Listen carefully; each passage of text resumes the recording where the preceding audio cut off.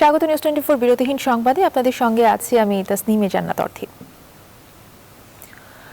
মিয়ানমারের নিয়ন্ত্রণ নিয়েছে সেনাবাহিনী।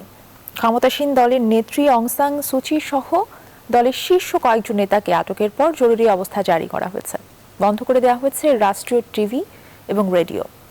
প্রধান শহরের সড়কে টহল দিচ্ছে সেনা সদস্যরা। বিচ্ছিন্ন করা হয়েছে টেলিফোন এবং ইন্টারনেট লাইন। এর আগে দেশটির সামরিক বাহিনী গেল বছরে অনুষ্ঠিত নির্বাচনে ব্যাপক ভোট জালিয়াতির অভিযোগ তোলে। এমন অবস্থায় সোমবার ভোরে অভিযান চালিয়ে তাদের গ্রেফতার করা হয়। মাসুদ রানার ডেস্ক রিপোর্ট। মিয়ানমারের রাষ্ট্রপতি উইন মিন্ট, ক্ষমতাসীন দলের নেত্রী অং সান সুচি সহ দলের শীর্ষ কয়েকজন নেতাকে আটক করা হয়েছে। সোমবার ভোরে অভিযান চালিয়ে তাদের আটক করা হয় বলে জানিয়েছেন দলের এক মুখপাত্র। এ সময় জনগণকে উত্তেজিত না হওয়ার আহ্বানও জানানো হয়। রাজধানী এবং প্রধান শহর ইয়াঙ্গুনের রাস্তায় এরই মাঝে সেনাদের টহল দেখা গেছে। বিচ্ছিন্ন করে দেওয়া হয়েছে টেলিফোন ও ইন্টারনেট লাইন। সামরিক বাহিনীর পক্ষ থেকে বন্ধ ঘোষণা করা হয়েছে রাষ্ট্রীয় রেডিও ও টেলিভিশন। দেশটির সামরিক বাহিনী গেল বছরের নভেম্বরে অনুষ্ঠিত নির্বাচনে ব্যাপক ভোট জালিয়াতির অভিযোগ তোলে। নির্বাচনের ফল প্রত্যাখ্যান এমনকি আসন্ন সংসদ অধিবেশন বাতিলেরও দাবি জানান। এর আগে সেনাবাহিনী এবং সরকারের মতবিরোধ প্রকট হয় সামরিক অভ্যুত্থানের আশঙ্কা করা হয়। তবে মিয়ানমারের সেনাবাহিনীর পক্ষ থেকে সম্ভাব্য সামরিক অভ্যুত্থানের বিষয়টি নাকচ করার দুদিন পরে আটক হলেন ক্ষমতাসীন দলের নেতারা। মাসুদ রানা, নিউজ 24। কল্যাণ পার্টির চেয়ারম্যান সৈয়দ মোহাম্মদ ইব্রাহিম এবং এলডিপির চেয়ারম্যান অলি আহমেদের বিভিন্ন কর্মকাণ্ডে 20 দলীয় জোটের প্রধান দল বিএনপির দুশ্চিন্তা বাড়ছে। 20 দলীয় জোটের বাইরে এসে নতুন প্ল্যাটফর্ম তৈরির উদ্যোগে অস্বস্তিতে দলটি। এদিকে সৈয়দ মোহাম্মদ ইব্রাহিম ফেব্রুয়ারিতে কূটনীতিক এবং বিশিষ্ট জনদের সঙ্গে ডিনার পার্টির আয়োজন করার নিয়েও খোঁজ খবর রাখছে বিএনপির হাইকমান্ড। বিএনপির এই নজরদারিকে হীনমন্যতা বলেছে কল্যাণ পার্টির চেয়ারম্যান। মারুফা রহমান জানাচ্ছেন বিস্তারিত। 20 দলীয় জোটের বাইরে এসে অলি আহমদ ও সৈয়দ মোহাম্মদ ইব্রাহিমদের তৎপরতায় নতুন করে প্ল্যাটফর্ম তৈরির উদ্যোগে অস্বস্তিতে পড়েছে বিএনপি। অলি আহমেদের জাতীয় মুক্তি মঞ্চের পর সৈয়দ ইব্রাহিমের নতুন রাজনৈতিক মেরুকরণে বেকায়দায় দলটি। বিএনপির নীতি নির্ধারকরা এই উদ্যোগকে দল ভাঙার তৎপরতা হিসেবে দেখছেন। এদিকে নতুন প্ল্যাটফর্মের উদ্যোক্তারা ফেব্রুয়ারির প্রথম সপ্তাহে আরও একটি ডিনার পার্টির আয়োজন করবেন। সেখানে বিভিন্ন শ্রেণী পেশার প্রতিনিধি, কূটনীতিক ও বিশিষ্ট জনদের পাশাপাশি বিএনপি নেতাদের একটি অংশকে আমন্ত্রণ জানানো হয়েছে। আমাদের সামনে রাস্তা দুটো খোলা, এক চুপচাপ বসে থাকা, ভাগ্যের উপরে নির্ভর করা, আরেক হচ্ছে চেষ্টা করা। 30শে জানুয়ারিতে আমার কানে এসেছে যে দূরবর্তী অঞ্চল থেকে বিএনপির কতিপয় নেতৃবর্গকে অনুরোধ করা হয়েছে বা নির্দেশ দেওয়া হয়েছে জেনারেল ইব্রাহিমের কোন প্রোগ্রামের জন্য না যায়। আহ্বান রাখবো কেহ যেন হীনমন্যতায় না ভোগে। নতুন প্ল্যাটফর্ম তৈরির উদ্যোক্তারা জানান বিএনপির কাছে গুরুত্বহীন দলগুলো নতুন কিছু করতে চায়। তাদের মতে 20 দলীয় জোট এখন নিষ্ক্রিয়। যার যতদিন যেখানে ভালো লাগবে সেখানে কাজ করবে।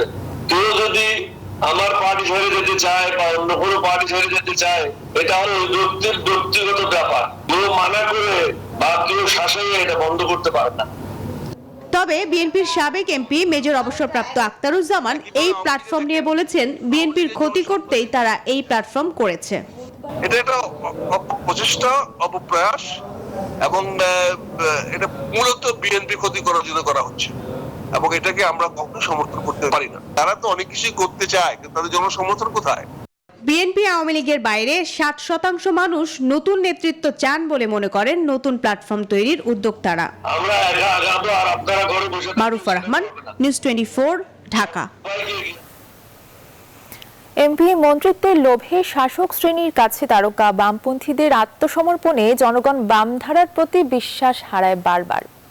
আত্মসমালোচনায় এমনটাই বলছেন বাম নেতা বিপ্লবী ওয়ার্কার্স পার্টির সাধারণ সম্পাদক সাইফুল হক। বলছেন ভোটের অধিকার, ধর্ষণের সাজা, পরিবেশ সংরক্ষণ এসব ইস্যুতে আন্দোলন জমালেও শাসক দলের প্রতি কোনো নেতার অরাজনৈতিক আকর্ষণ দাবি আদায়ে বাধা সৃষ্টি করে। সাইফুল হকের সাক্ষাৎকারটি নিয়েছেন তৌহিদ শান্ত। ধর্ষণ বিরোধী আন্দোলনে বাম গণতান্ত্রিক জোট এবং তাদের শরিকরা এভাবেই এগিয়েছিল সুন্দরবন রক্ষার আন্দোলন। বাংলাদেশের বিশ্ববিদ্যালয়গুলোতে অনেক তরুণ স্বেচ্ছায় টি শার্টে বুকের উপর রাখে চে গুয়েভারা, ফিদেল কাস্ট্রোর প্রতিকৃতি। বিপ্লবী সুভাষ বোসের অন্তর্ধান নিয়ে যেসব বই প্রকাশ হয় এখনো তার কোনোটা বেস্ট সেলারের তালিকাভুক্ত। তবুও বাম ধারার এমন অবস্থা আসলে কেন? মুক্তিযুদ্ধের পরবর্তীকালে শাসকদের কারণে ইভেন বামপন্থীদের ভূমিকার কারণের জন্য তরুণদের যেমন স্বপ্নভঙ্গ হয়েছে, আওয়ামী লীগ বিএনপি কেন্দ্র করে আমাদের ক্ষমতার যে সমীকরণ, এইসব নানা প্রশ্নে বামপন্থী আন্দোলনের মধ্যে যে অনৈক্য, এটাও কিন্তু তরুণদেরকে হতাশ করেছে, বিক্ষুব্ধ করেছে। মানুষ যখন দেখে যে পরিচিত, যাদেরকে আপনি তারকা রাজনীতিক বলছেন, তারা যখন এমপি মন্ত্রী হবার প্রলোভনের কাছে তারা যখন আত্মসমর্পণ করছে, এগুলো মানুষের মধ্যে বামপন্থার সম্পর্কে চরম নেতিবাচক একটা উদাহরণ ধারণা এগুলো তৈরি করছে। জনপ্রিয় আন্দোলনের রাজপথে এগোলেও দাবি আদায়ে শেষ পর্যন্ত বাম জোট কেন সফল হয় না, প্রশ্ন ছিল এই বাম নেতার প্রতি। রুলিং ক্লাসের কোনো অংশের প্রতি যদি আপনার প্রত্যক্ষ পরোক্ষ যদি কোনো বাড়তি যদি কোনো অরাজনৈতিক যদি কোনো মায়া মমতা কাজ করে, তখন এটাও কিন্তু একটা সমস্যার মধ্যে পড়ে। তিনি মনে করেন এই মুহূর্তের ক্ষমতাসীন দল বঙ্গবন্ধুর আওয়ামী লীগ থেকে যোজন যোজন দূরে অবস্থান করছে। অবাধ নিরপেক্ষ নির্বাচন, সাধারণ মানুষের ভোটের অধিকার, বস্তুত আওয়ামী লীগ এখন তার কিন্তু প্রতিপক্ষ হয়ে দাঁড়িয়েছে। আওয়ামী লীগ এখন মুক্ত বুদ্ধির বিরুদ্ধে আওয়ামী লীগ এখন অবস্থান নিয়েছে। সত্য কথাটা বলাটা বাংলাদেশে এখন প্রায় একটা বিপ্লবী কাজের সমান।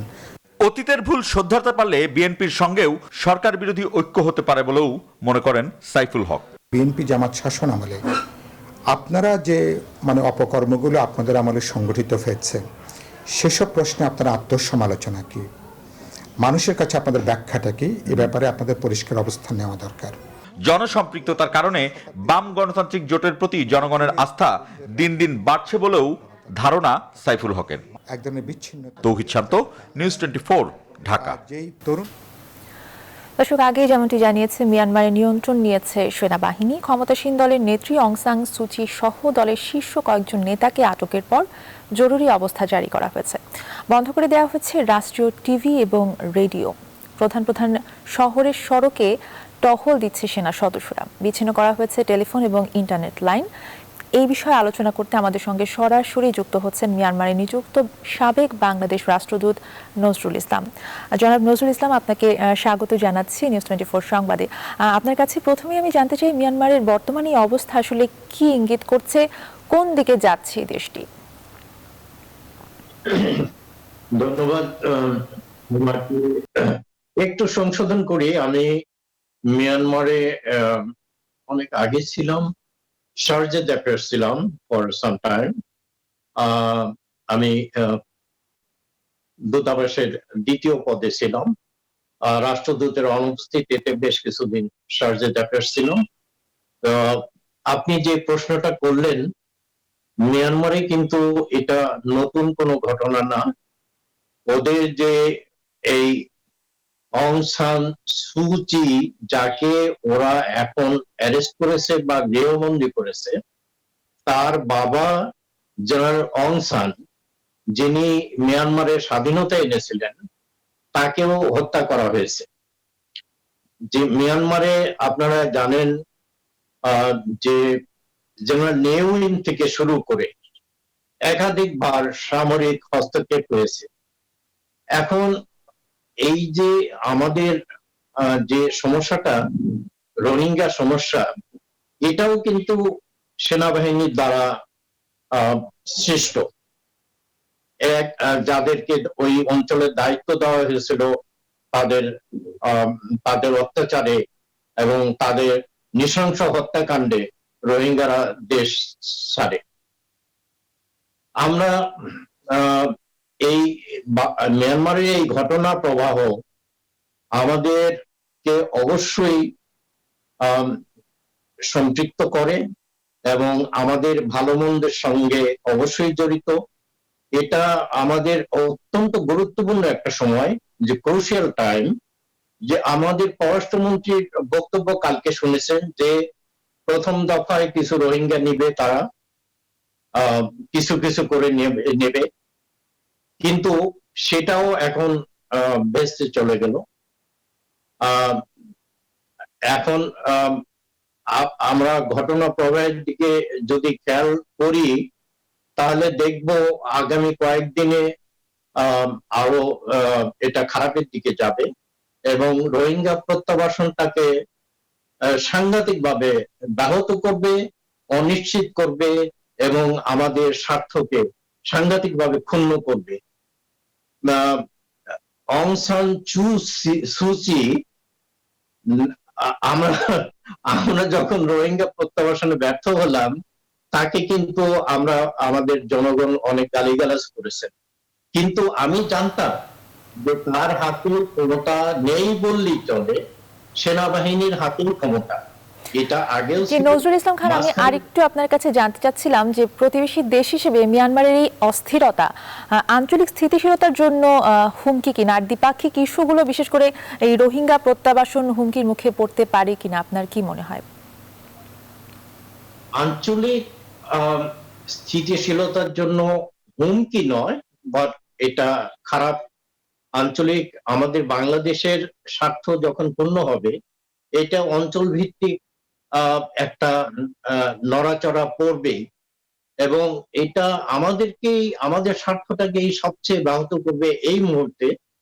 কারণ এখন একটা অনিশ্চয়তার মধ্যে রোহিঙ্গা প্রত্যাবাসন একেবারেই অনিশ্চিত হয়ে যাচ্ছে এবং সেখানে সিভিল প্রশাসন আবার ক্ষমতায় আসবে কি না এবং আসলে কবে আসবে সেটা একেবারেই অনিশ্চিত। আপনাকে অসংখ্য ধন্যবাদ আমাদের সাথে যুক্ত হওয়ার জন্য। আমাদের সঙ্গে যুক্ত হয়েছিলেন মিয়ানমারে নিযুক্ত সাবেক বাংলাদেশ রাষ্ট্রদূত নজরুল ইসলাম। এবার ফেব্রুয়ারি মাস নিয়ে আমাদের বিশেষ আয়োজন আমার একুশ আমার ভাষা।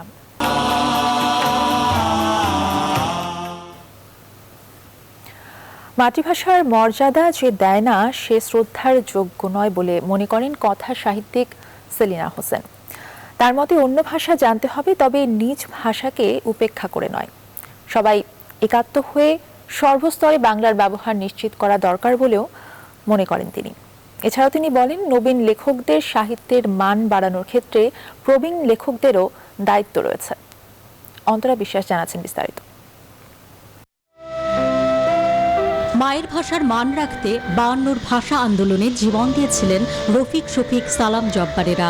59 বছরে সেই মায়ের ভাষার বদলে ইংরেজি হয়ে উঠেছে প্রযুক্তি আর অর্থনীতির ভাষা। রাষ্ট্রভাষা বাংলাও ভুলভাবে উচ্চারিত হয় অনেক গুরুত্বপূর্ণ জায়গায়। সর্বস্তরে বাংলার ব্যবহার যা ছিল ভাষা আন্দোলনের অন্যতম দাবি, তাও আজ অধরাই রয়ে গেছে। এ বিষয়ে কথা সাহিত্যিক সেলিনা হোসেন সরকার ও নাগরিক উভয়কেই সচেতন হওয়ার আহ্বান জানান। যারা বাংলা ভাষাকে বিকৃতভাবে উচ্চারণ করে বাংলার মর্যাদা হানি করেছিল, সেটা এখন একটু কমেছে, কিন্তু তারপরেও সবটুকু শেষ হয়নি। আমরা মনে করি এই সবটুকু শেষ করা আমাদের সকলের নৈতিক দায়িত্ব। নিজের মাতৃভাষার মর্যাদা যে দেয় না, সে একজন অন্য ধরনের মানুষ, তাকে আমরা শ্রদ্ধার চোখে দেখব না। ইংরেজিটা জানতে হবে, তাই বলে কোনোভাবেই নিজের মাতৃভাষাকে উপেক্ষা করে না, বাংলাটা জানবে, বাংলাটা সুন্দরভাবে জানবে, তারপরে সে 10টা ভাষা শিখুক, কোনো ক্ষতি নেই। সেলিনা হোসেন আরও বলেন, অনেক তরুণ ভালো লেখেন, কিন্তু তরুণ লেখকদের বই প্রকাশ করতে অনেক প্রকাশক টাকা চান, ফলে বাংলা ভাষার সাহিত্য চর্চায় তরুণরা পিছিয়ে পড়েন। পাবলিশার হয়তো টাকা নিয়ে যদি ঠিকমতো বিক্রি না হয়, তাহলে তো তার টাকা যে ব্যয় করেছে সেটা উঠে আসবে না। সেটাও পাবলিশারের দিক থেকে একটু সত্য। তরুণ লেখকদের এগিয়ে দেওয়া এবং পাবলিশারদেরও অর্থনৈতিকভাবে যেন সে একদম অবক্ষয়ে না পড়ে, সেটাও দেখা। আমরা নিজেরাও কিন্তু সেই জায়গাগুলো ওইভাবে দেখি না। কথা সাহিত্যিক সেলিনা হোসেন আরও বলেন, সরকারের সদিচ্ছা ও সঠিক ব্যবস্থাপনা থাকলে বাংলাদেশও বাংলা ভাষাকে নিয়ে যেতে পারে আন্তর্জাতিক পর্যায়ের অনন্য উচ্চতায়। যদি এই বিষয়টা শিক্ষা মন্ত্রণালয় যদি দায়িত্ব নেয়। Antara Biswas, news 24, Dhaka. Chittagong city corporation নির্বাচনে অলিতে গলিতে দেয়ালে রশিতে ঝুলানো হয়েছিল লাখো পোস্টার। নির্বাচন শেষে যেগুলো পরিবেশ দূষণের কারণ হয়ে দাঁড়িয়েছে, এই পোস্টার অপসারণের কাজ শুরু করেছে সিটি কর্পোরেশন। সাথে যোগ দিয়েছে বিদ্যানন্দ ফাউন্ডেশন। এই পোস্টারের সুবিধা বঞ্চিত শিশুদের জন্য খাতা আর খাবারের টাকা জোগাড় করতে বানানো হবে ঠোঙা এবং ব্যাগ। আহাদুল বাবুর ছবিতে আরো জানাচ্ছেন শেখ জায়েদ। বন্দরনগরের নির্বাচনে প্রার্থীদের প্রচারণায় সাঁটানো হয় লাখ লাখ পোস্টার। নির্বাচন শেষ, নেই সেই আমেজ, কিন্তু রয়ে যাওয়া পোস্টার হয়েছে দূষণের কারণ। তাই তো এসব পোস্টার অপসারণের উদ্যোগ নিয়েছে সিটি কর্পোরেশন। নামিয়ে ফেলা হচ্ছে অলিগলি থেকে। নির্বাচন শেষ, এখন আমরা শহরকে পরিচ্ছন্ন করার কাজে হাত দিয়েছি। পোস্টারগুলো সব আমরা নামিয়ে নিচ্ছি। যারা তদারককারী আছে, ঊর্ধ্বতন পরিচ্ছন্ন কর্মকর্তার থেকে আরম্ভ করে সবার কাছে এই নির্দেশনা আছে। শতভাগ নিশ্চিত করব আমরা কোনো নির্বাচনী পোস্টার থাকবে না। নবনির্বাচিত মেয়রও নেতাকর্মীদের সঙ্গে নিয়ে নিজের নির্বাচনী পোস্টার সরানোর কাজ করছেন। আমার সমস্ত পোস্টার আমি আমার কর্মী বাহিনী দিয়ে আমি সরিয়ে নেব এবং অন্যান্য সকলকে আহ্বান জানাবো যাতে পোস্টারগুলি সরিয়ে নেয়। সিটি কর্পোরেশনের সাথে এসব পোস্টার সংগ্রহে নেমেছেন বিদ্যানন্দ ফাউন্ডেশনের তরুণরা। পোস্টার দিয়ে তৈরি হবে দুস্থ শিক্ষার্থীদের শিক্ষা উপকরণ। খাতা বানানো ছাড়াও ঠোঙ্গা ও কাগজের ব্যাগ বানিয়ে বিক্রির অর্থ দিয়ে জুটবে এতিমের আহার। খাতাই বানাবো, যেটা আমরা আমাদের যে ছিন্নমূল শিশুরা আছে আমাদের অধীনে পড়াশোনা করে তাদেরকে আমরা বিতরণ করব। আর এটার পাশাপাশি যে পোস্টারগুলো উভয় পাশে প্রিন্ট করা, ওই পোস্টারগুলো দিয়ে আমরা মূলত কাগজের ব্যাগ বানাবো, ঠোঙ্গা বানাবো। নির্বাচনের পোস্টার দিয়ে তরুণদের এমন মানবিক উদ্যোগ মন ছুঁয়েছে চট্টগ্রামবাসীর। শেখ জায়েদ, নিউজ 24, চট্টগ্রাম। দ্রুতগতিতে এগিয়ে চলছে চট্টগ্রাম এবং চট্টগ্রাম থেকে কক্সবাজার ও রামু থেকে ঘুমধুম পর্যন্ত রেললাইন স্থাপনের কাজ। এরই মধ্যে অবকাঠামো নির্মাণের প্রায় 50% কাজ শেষ। এছাড়া কক্সবাজারে আইকনিক স্টেশন সহ 9টি স্টেশনের কাজ চলছে। 2022 সালের মধ্যে চালু হবার কথা রয়েছে চট্টগ্রাম কক্সবাজার রেল যোগাযোগ। এরই মধ্য দিয়ে পর্যটক ও স্থানীয় জনগণের জন্য নিরাপদ, আরামদায়ক, সাশ্রয়ী এবং পরিবেশ বান্ধব যোগাযোগ ব্যবস্থার প্রবর্তন হবে বলে আশা সংশ্লিষ্টদের। কক্সবাজার থেকে আয়ুবুল ইসলামের প্রতিবেদন, জানাচ্ছেন সালেজহুর চৌধুরী। 2018 সালে শুরু হয় চট্টগ্রামের দোহাজারী থেকে রামু হয়ে কক্সবাজার এবং রামু হতে ঘুমধুম পর্যন্ত রেল লাইন স্থাপনের কাজ। প্রথম পর্যায়ে দোহাজারী থেকে রামু হয়ে কক্সবাজার পর্যন্ত প্রায় 101 কিলোমিটার লাইন নির্মাণের কাজ দ্রুত গতিতে এগিয়ে চলছে। প্রকল্পের ব্যয় ধরা হয়েছে 18,034 কোটি টাকা। বাস্তবায়ন হয়েছে প্রকল্পের 50% কাজ।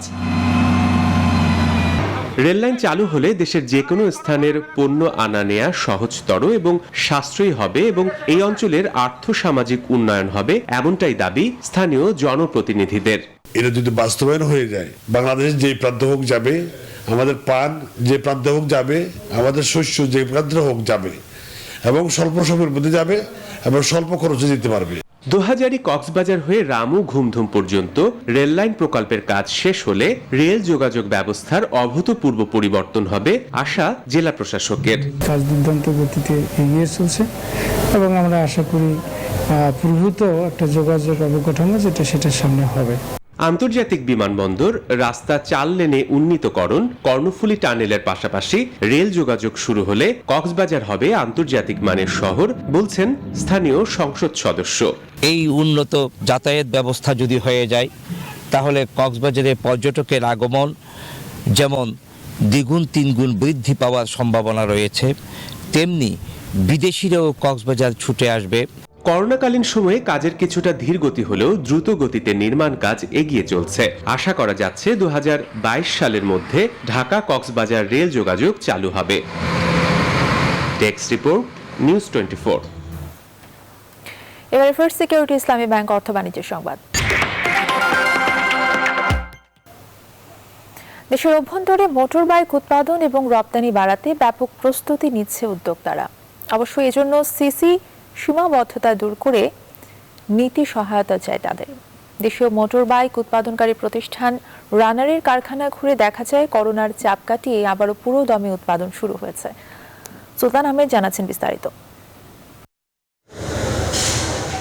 নান্দনিক রং আর ডিজাইনের হাজারো মোটর বাইক সাজিয়ে রাখা হয়েছে বাজারে ছাড়ার অপেক্ষায়।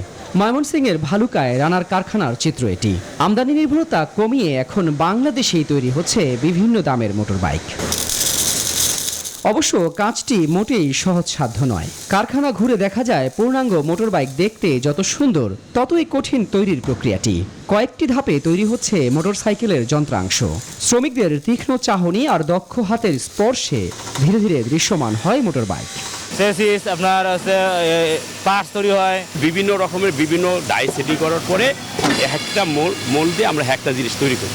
প্রেস শপ আছে, ওয়েল্ডিং শপ আছে, পেইন্ট শপ আছে। আসার কথা নেপাল সহ কয়েকটি দেশে বাংলাদেশের মোটরবাইক রপ্তানিও হচ্ছে নিয়মিত।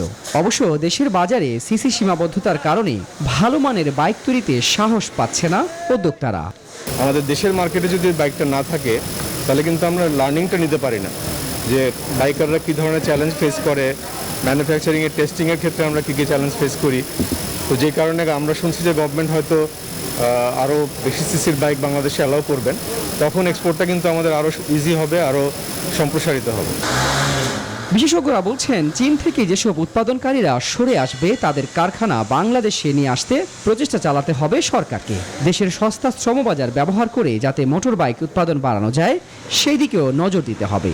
মোটরসাইকেলের অ্যাসেম্বলিংকে আরো আকর্ষণীয় একটা ইনভেস্টমেন্টের জায়গা করতে হলে, একটা বড় শিল্প হিসেবে গড়ে তুলতে হলে এর যে ব্যাকওয়ার্ড লিঙ্কেজ শিল্প সেইখানে আমাদের এখন কাজ করতে হবে। পার্শ্ববর্তী দেশ ভারতও ৮০-র দশকে নিজ দেশে উৎপাদনে ব্যাপক জোর দেয়। প্রায় ৪০ বছরের প্রচেষ্টায় তারা এখন বড় রপ্তানিকারক। সেই অভিজ্ঞতা কাজে লাগাতেও চেষ্টা চালাচ্ছেন উদ্যোক্তারা। মোটরবাইক উৎপাদনেও এগিয়ে যাচ্ছে বাংলাদেশ। প্রতি বছর শুধু বাংলাদেশের বাজারের জন্যই রানার তৈরি করছে লক্ষাধিক মোটরবাইক। তবে উদ্যোক্তারা আশা করছেন পোশাক খাতের মতোই আগামী দিনে সারা বিশ্বব্যাপী মোটরযান রপ্তানি করবে বাংলাদেশ। সুলতান আহমেদ, নিউজ 24, ভালুকা, ময়মনসিং। আর এই ছিল এখনকার আয়োজন। এতক্ষণ সঙ্গে থাকার জন্য ধন্যবাদ সবাইকে।